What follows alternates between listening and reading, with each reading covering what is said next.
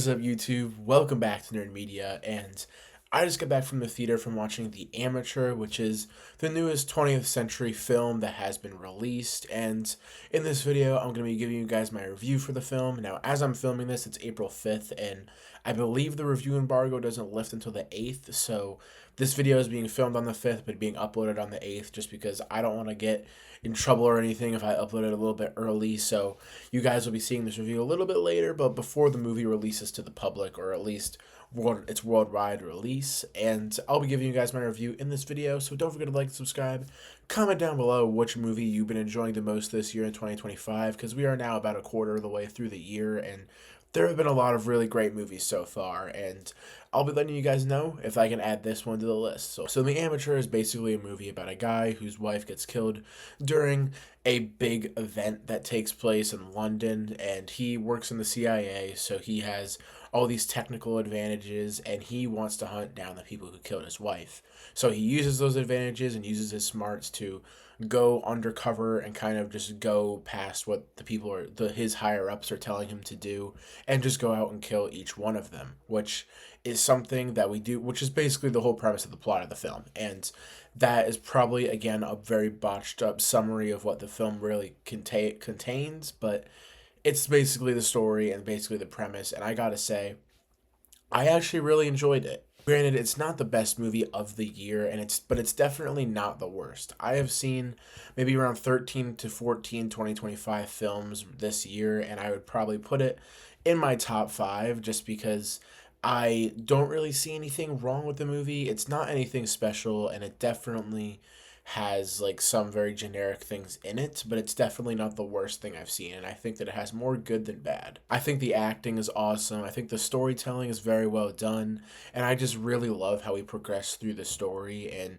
how we get to see all these different how he crafts different things and how he is able to construct like different ways he's going to take out the killers and just really just stay undercover, and the ways that he does that I think are a lot of fun. And there's one scene in this film, I think it's probably the first kill that we see, that is very engaging, and it's just so like I was locked in as soon as that happened, and I was pretty much locked in for the rest of the movie after that, because that one scene was really crazy, and I really dug it a lot. We do see Rachel Brosnahan in this movie, who is going to be Lois Lane in the Superman film, and I just gotta tell you guys right now, she's going to be the perfect Lois Lane.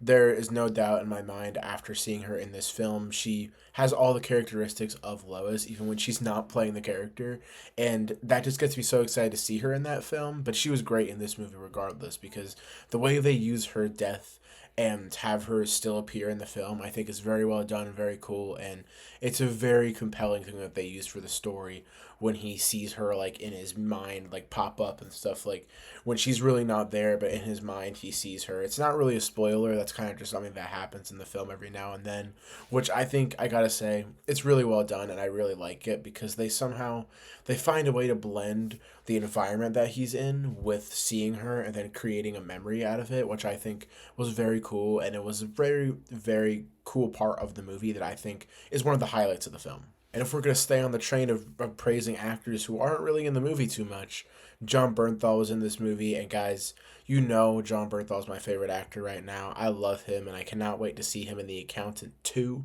but he was only in maybe 2 to 3 scenes in this movie, and he stole all 3 of those scenes for me. I love him, and even though we didn't get too much of him, he was great. Rami Malek also delivered a really great performance as the main character. I really dug his character, and I think that he was a very like interesting guy, and I feel like you got to give the props to the actor for that, because he was a really fun person to follow in this film, and I really enjoyed seeing his character develop throughout the movie, and seeing our character Henderson be in this film, who is chasing him down throughout the movie, and see how he is kind of accepting and being appreciative of the person that we see our main character end up becoming, and as he starts chasing him more and more, we see him really accept it.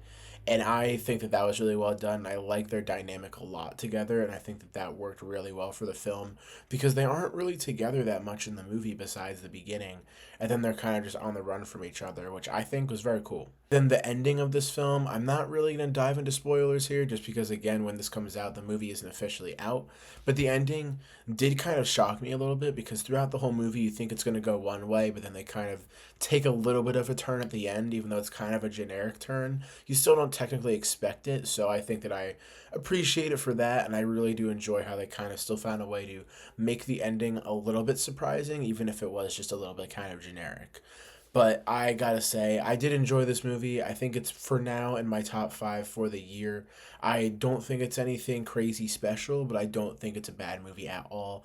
It's a very fun time, and I highly recommend it for you guys if you enjoy movies like this. It's really, really gonna be something for you. It's really great, and I personally, I enjoyed it, and I gave it a 3.5 out of 5. Not horrible, not phenomenal, but it's right in the middle of being a very, very solid film.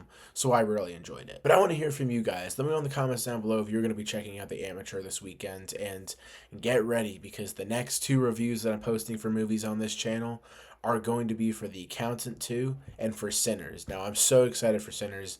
I am so excited to make that review for you guys. I cannot stop thinking about this movie, and I just am dying to see it. It's my second most anticipated movie of the year. I cannot wait. But enough about that. Let me know in the comments down below if you're excited for this movie and if you're going to go check it out. And I'll see you guys in the next video. Peace.